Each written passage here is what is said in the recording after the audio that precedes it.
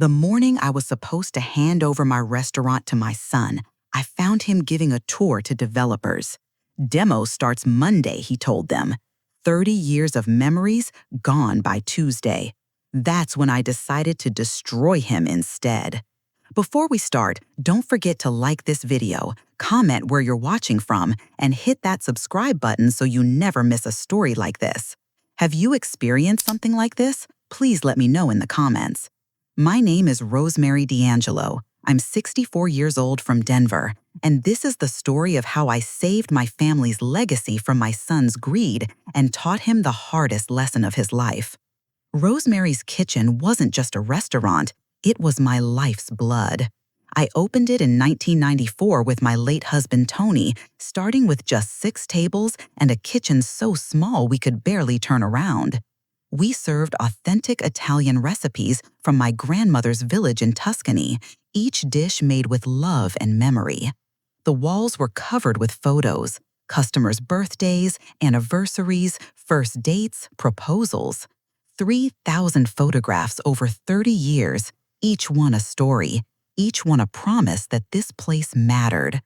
By 2024, we were a Denver institution. Food Network had featured us twice. We'd won Best Italian Restaurant 5 years running, and there was a 2-week wait for weekend reservations. After Tony died in 2018, I kept it running alone, working 16-hour days, my hands permanently stained with tomato and basil, my back aching from decades of standing. But it was worth it. Every morning when I unlocked that door, I felt Tony beside me, heard his laugh in the kitchen, smelled his cologne mixed with garlic and oregano. My son Marcus had worked in the restaurant since he was 14, bussing tables, learning to cook, charming customers with his smile. He was supposed to be the future. I'd trained him on every recipe, introduced him to every supplier, taught him that this wasn't just about food, it was about family, tradition, community.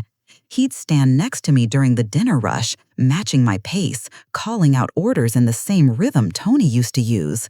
"This will all be yours someday," I'd tell him, and he'd grin, flour in his dark hair, sauce splatterville his apron.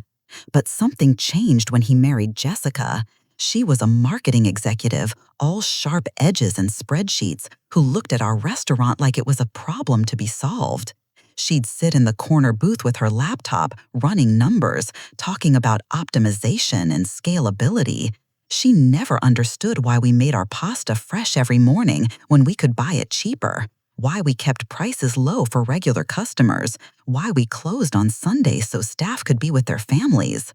"You're leaving money on the table, Mom," Marcus started saying, parroting Jessica's words. "This place could be worth millions if you just modernized." The pressure started subtly about a year ago. Marcus would mention how tired I looked, how my arthritis was getting worse, how I deserved to enjoy my golden years. Jessica would forward articles about restaurants that sold to chains for massive profits, about elderly owners who retired to Florida, about the burden of small business ownership. They'd bring their kids, my grandchildren, and have them ask, "Nona, why don't you spend more time with us?" Every Sunday dinner became a strategy session for them. "Mom, you're killing yourself," Marcus would say, watching me massage my swollen knees. "Let me take over. I know this place inside and out. You trained me yourself. It's time." I resisted for months, but the truth was, I was tired. My body was failing me. I've collapsed in the kitchen twice, kept it secret from everyone except my sous chef, Miguel, who'd worked with me for 20 years. My doctor said I needed to slow down, that my heart couldn't take the stress much longer. And Marcus seemed so sincere, so ready. He'd come in early, stay late, work the kitchen with precision and care. I thought I was seeing Tony's spirit in him, the continuation of our dream. The final push came in January. I'd just gotten out of the hospital after a minor heart episode. Nothing serious, but enough to scare me. Marcus sat by my hospital bed, held my hand, tears in his eyes. "Mom, please, let me take care of you the way you've taken care of everyone else. Let me carry on Dad's legacy. I promise nothing will change. Rosemary's kitchen will stay exactly as it is, just with me running it so you can rest. Jessica stood behind him, nodding sympathetically, but I caught her checking her phone, saw a message preview. She's ready to crack. Few more days max. In March, I finally agreed. Marcus had his lawyer, not our family attorney, but someone Jessica found, draw up the papers. The transfer would be gradual, they said. I'd remain as consultant, still have my table, still be part of decisions. The restaurant would stay in the family, continue the tradition, honor Tony's memory. The papers were thick, full of legal language that made my head spin. Marcus kept saying, "It's all standard, Mom, just protecting the family legacy." I was supposed to sign on a Friday morning before the lunch rush. Marcus had everything prepared, had even hired a photographer to capture the momentous occasion of passing the torch. The staff was gathered, some crying, Miguel looking suspicious but saying nothing. I had the pen in my hand, was about to sign, when I realized I'd left my reading glasses in the car. "I'll be right back," I said, needing air, needing a moment. Marcus looked annoyed but nodded. As I walked to my car, parked in the alley beside the restaurant, I heard voices from the loading dock. Marcus was there with 3 men in expensive suits, not the kind who ate at family restaurants. "Demo starts Monday," Marcus was saying, pointing at the brick wall where Tony had carved our initials 30 years ago. 30 years of memories gone by Tuesday. We'll have the lot cleared within a week. One of the men, Asian, with a tablet in his hand, nodded. The franchise agreement is ready. 5 Jade Palace locations across Colorado, starting with this prime real estate. $3 million up front plus percentages. "My mother has no idea," Marcus laughed. "She thinks she's retiring, not selling. By the time she realizes, it'll be done. Possession is 9/10 of the law, right?" Jessica's voice came from somewhere I couldn't see. "The old fool actually believes you want to keep her crappy little restaurant. As if anyone cares about authentic anymore. It's all about scalability, baby." I stood frozen in that alley, my hand over my mouth to keep from screaming. 30 years, 3 decades of my life, my marriage, my soul poured into every brick, and my son was going to demolish it for a chain restaurant franchise? Jade Palace? I knew them. Generic Chinese-American food. Each location identical. No soul, no story, just profit margins and efficiency. I didn't go back inside. Instead, I called my real lawyer, Patricia Brennan, who'd handled Tony's estate. "Pat," I said, my voice steady despite my shaking hands, "I need you at the restaurant in 20 minutes. Bring everything about corporate transfers and contract law. My son is trying to steal my life's work." She arrived in 15, parking across the street. I met her at her car, explained what I'd overheard. Her face went from concerned to furious. "That little bastard," she said. Pat never minced words.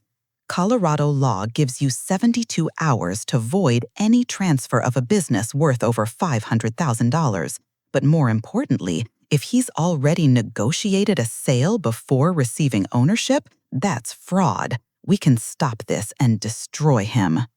We went back inside together. Marcus was pacing, the photographer looking bored, the staff confused. "There you are," Marcus said. "Mom, we need to do this now. The notary has another appointment."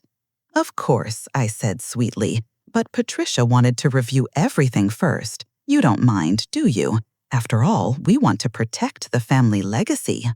His face went pale. Jessica stepped forward. "We already had a lawyer review everything." "Your lawyer," Patricia said coolly, "not Mrs. DiAngelo's. Surely you want her to feel comfortable with such a major decision." Patricia sat down, pulled out her reading glasses with theatrical slowness, and began going through every line. Meanwhile, I excused myself to the restroom and called Miguel. "Check the freezer inventory," I told him in Spanish, knowing Marcus had never bothered to learn. "And have everyone stay after closing. Important meeting." That evening, after Marcus and Jessica left frustrated without my signature, I held a staff meeting. These weren't just employees, they were family. Sophia, who'd been our first waitress, now training her own daughter. James, the bartender who'd created our signature cocktails. Miguel, who knew every recipe as well as I did. 22 people whose lives revolved around this restaurant. Marcus plans to sell to Jade Palace, I announced. Demo starts Monday, he told them. The room exploded. Sophia started crying. James slammed his fist on the bar. Miguel said words in Spanish I'd never heard him use before. But more importantly, they started talking. It turned out everyone had noticed things. James had seen Marcus meeting with franchise representatives. Sophia had overheard Jessica on the phone discussing liquidation values. The new hostess, Emma, shamefully admitted Marcus had her photographing our recipes, our supplier lists, our customer database, sending everything to a cloud account Jessica controlled. He's been planning this for a year, Miguel said quietly. I saw incorporation papers in his office. MDJ Hospitality Group. He's already formed a company to handle the sale. Patricia, who'd stayed for the meeting, took notes on everything. This is conspiracy to commit fraud, she said. He's been preparing to sell before he even owned it. We need more proof, though. That's when Emma raised her hand again. I still have access to the cloud account. He never changed the password after I uploaded everything. We spent the next 3 days gathering evidence while I pretended to reconsider the transfer. Marcus was all smiles, bringing me flowers, having his children call me, playing the devoted son. Meanwhile, Emma downloaded everything from the cloud account. Emails between Marcus and Jade Palace dating back 6 months, architectural plans for demolition, even a celebration dinner reservation for the night of the transfer. The most damning evidence was a video Jessica had recorded for her Instagram, set to private. She was in our kitchen after hours, doing a mock goodbye tour. Soon this dump will be gone, she said to the camera. $3 million, baby, and the old bitch thinks she's just retiring. She actually kicked our old stove, the one Tony had restored himself. Patricia compiled everything into a file that would destroy them. But I wanted more than legal victory. I wanted poetic justice, so I set a trap. I told Marcus I was ready to sign, but I wanted to do it properly, a big ceremony on Saturday night, invite our regular customers, the press, make it a celebration of the restaurant's history before passing it on. He agreed eagerly, probably thinking about the footage for his fraud. What he didn't know was that I'd invited specific people. The food critic from the Denver Post who'd first reviewed us, the Jade Palace executives introduced as potential suppliers, the district attorney who'd been eating my lasagna every Thursday for 15 years, and 60 of our most loyal customers, including Judge Harrison, who'd held his daughter's wedding reception in our back room. Saturday night came. The restaurant was packed, standing room only. Marcus had prepared a speech about honoring tradition, continuing the legacy, keeping his father's dream alive. Jessica wore a designer dress she'd probably bought with the expected millions. They'd even hired a videographer to document their triumph. I let Marcus speak first. He was good, I'll give him that. Tears at the right moments, voice cracking when he mentioned Tony, arm around me like a protective son. The crowd was moved. Some applauded. Then it was my turn. Before I sign anything, I began, I want to share something special. Emma, could you start the presentation? On the screen we'd set up, the first image appeared, an email from Marcus to Jade Palace. Site acquisition confirmed, demolition timeline attached. The room went quiet. Then came Jessica's video, her voice filling the restaurant. Soon this dump will be gone. The crowd gasped. Marcus lunged for the laptop, but Miguel blocked him. The presentation continued.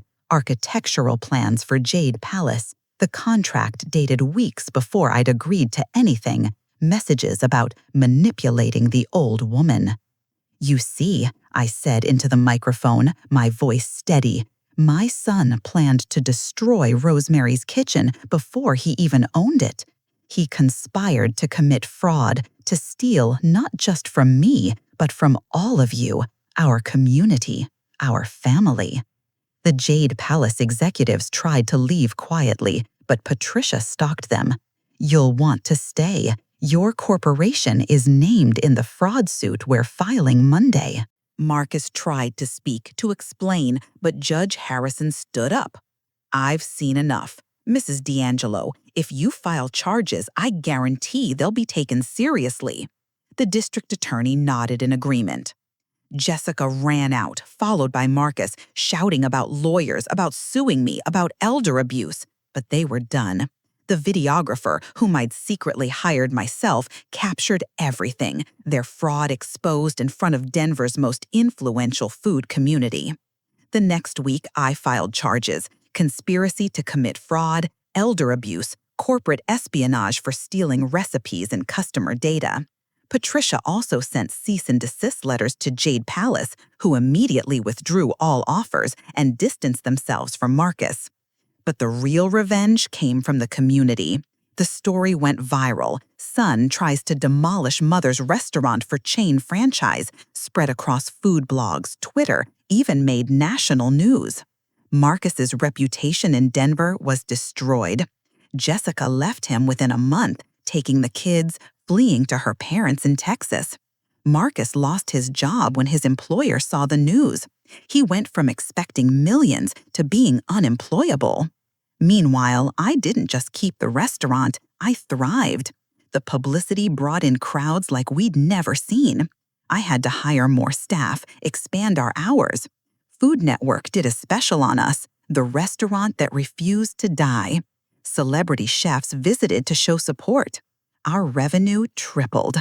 I used the extra money to establish the Tony DiAngelo Culinary Scholarship for disadvantaged youth wanting to learn authentic cooking. The first recipient was Emma, the hostess who'd helped expose Marcus. She's now training under Miguel, learning every recipe, understanding that food is about more than profit. It's about love, tradition, community. Marcus wrote me a letter 6 months later. No apology, just blame.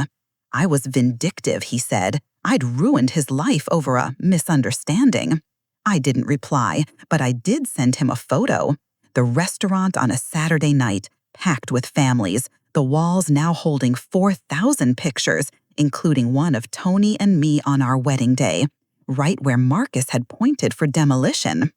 I'm 65 now, still working, though I've promoted Miguel to executive chef and Sophia to general manager.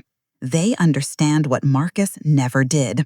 Rosemary's Kitchen isn't just a building or a business.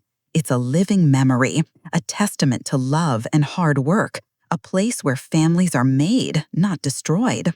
Last week, a young couple got engaged at table 6, the same table where Tony proposed to me in 1973. I brought them champagne, told them the story, took their picture for the wall. As I walked back to the kitchen, I touched the brick where Tony's initials are still carved, where Marcus wanted to put a wrecking ball. We won, baby, I whispered. We won. The restaurant will never be Marcus's now. In my new will, it goes to a trust, run by a board of longtime employees and customers. It can never be sold, never be franchised, never be anything other than Rosemary's Kitchen. When I die, my ashes will be scattered in the herb garden out back, next to Tony's, where the basil grows thick and the tomatoes ripen in the Denver sun. Marcus thought he was getting a $3 million payday. Instead, he got a lesson in what happens when you mistake kindness for weakness, when you value money over memory, when you try to demolish love for profit. The morning he was going to destroy 30 years of memories, I destroyed him instead. And I'd do it again every single time to protect the legacy Tony and I built with our bare hands and full hearts. The sign outside still reads, Rosemary's Kitchen, serving love since 1994. And it will read that long after I'm gone, long after Marcus is forgotten, long after the last photograph is hung on our walls. Because some things are worth more than money. Some things are worth fighting for. and some betrayals can never be forgiven, especially when they come from the one person who should have understood what this place really meant. Every morning, I still arrive at 5 a.m. to make the sauce. My hands still smell like basil. My back still aches. But when I see the faces of our customers, hear the laughter from the dining room, feel Tony's presence in every corner, I know I made the right choice. Marcus wanted to tear down walls. Instead, I built them higher, stronger, permanent. A fortress of tradition that no developer, no franchise, no greedy son can ever destroy.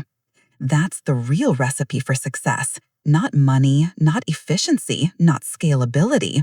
Just love, tradition, and the courage to fight for what matters. Marcus never learned that recipe. He never will. And that's why Rosemary's Kitchen will outlive us all, one plate of authentic love at a time.